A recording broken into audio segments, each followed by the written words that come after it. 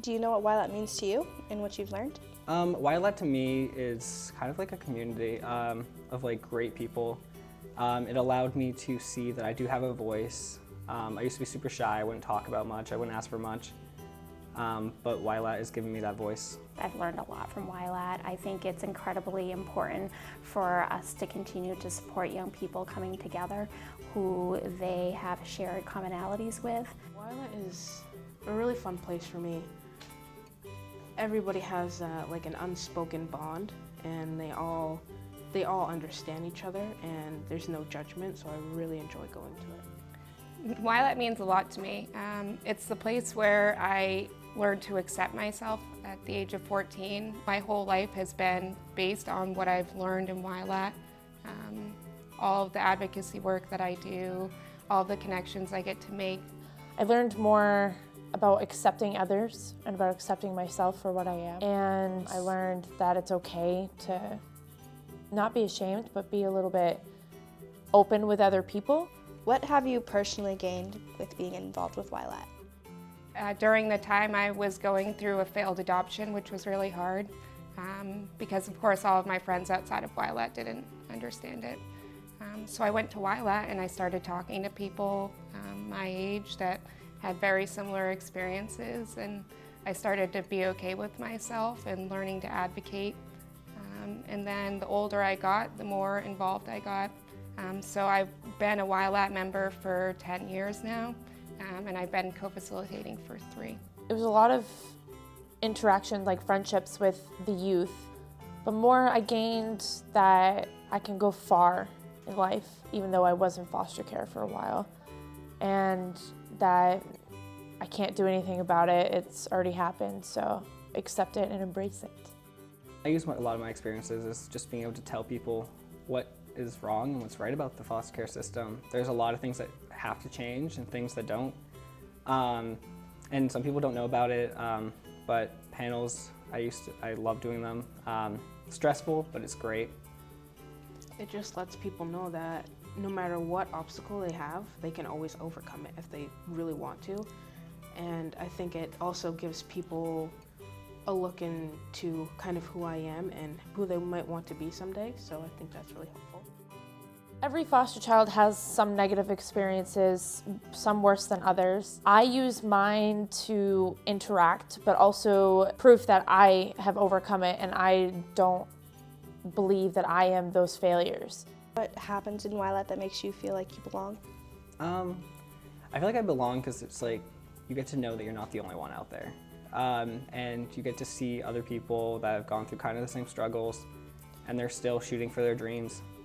The people, being able to be okay with discomfort and talking about hard things, but it's really the people, and it's every single person I've met on my YLAT journey. Everyone's contributed. An example of why YLAT's kind of made a difference for me, and I can actually see that. I was working with a young man this past year in the fall who actually was in a juvenile facility. He's incarcerated, so he's not able to really get much interaction. He's not able to really leave the facility that often. But YLAT was something that he was allowed to go to. And you know, this kid kind of, from the other people that worked around him, he kind of had a bad rap. Yeah. And you know, they didn't really talk about him in the most positive light. And so I was new working with him and I didn't really know what to expect. I just kind of said, you know, let's give the kid a shot, let's see what happens. And when he went to the meeting, he was one of the most talkative, he was very respectful. He demonstrated so many different kind of characteristics about himself that was totally opposite of what his program had explained to me about him.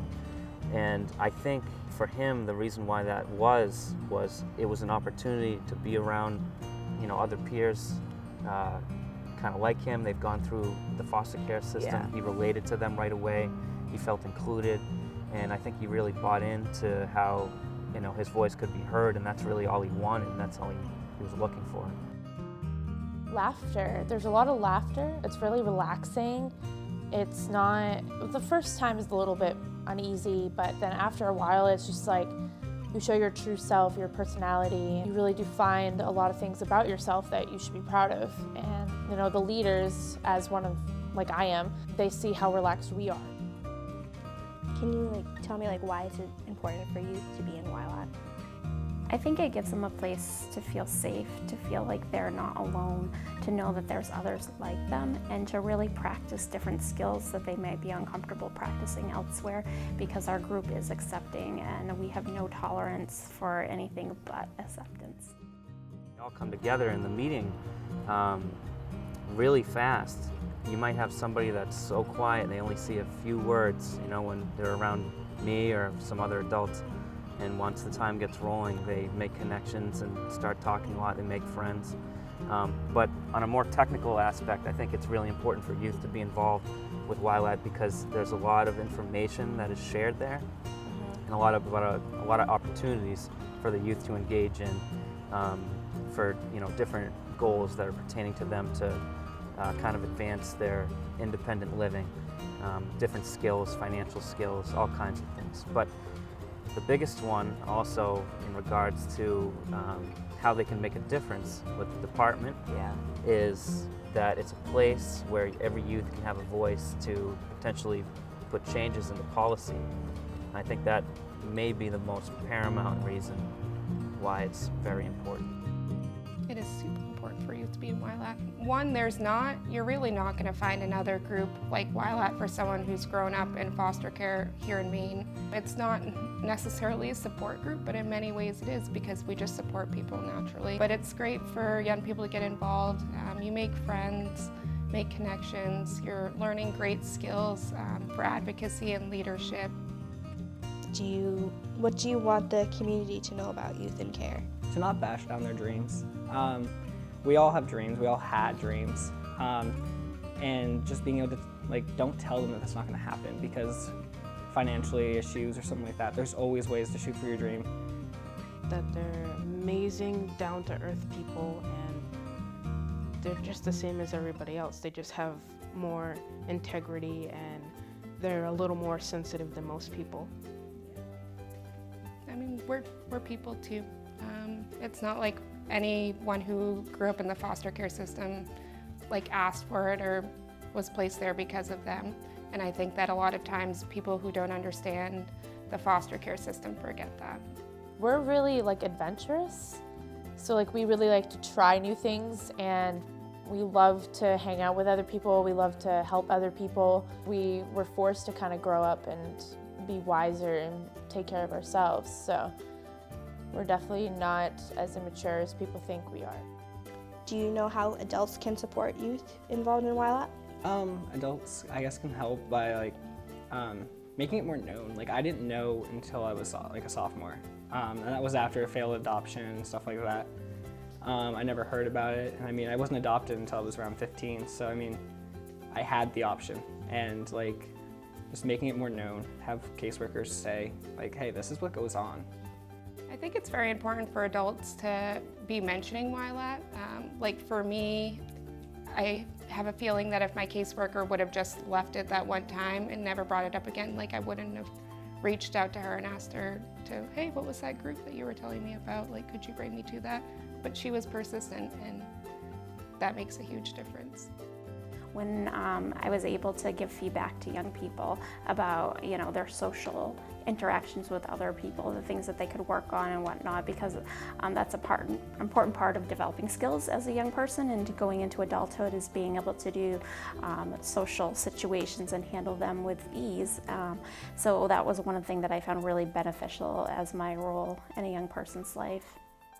Is there something that you're proud of?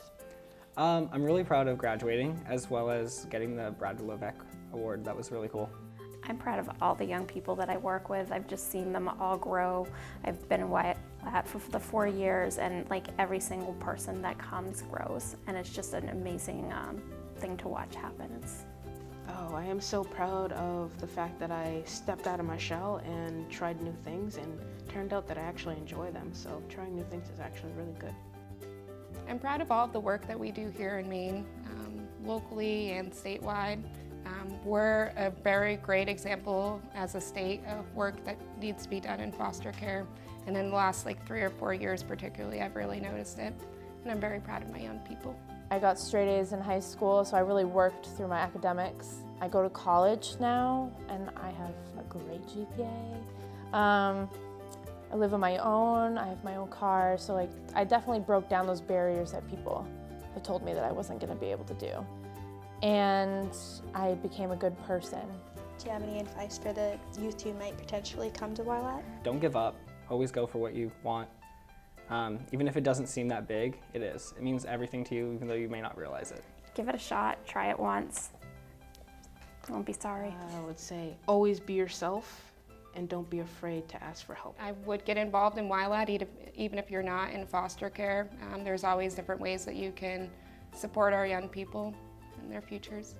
Definitely inform youth if you know them, like any other foster kids. If you're in school and you know others who don't know about YLAT, definitely tell them about it and learn to accept others, although their story may be different.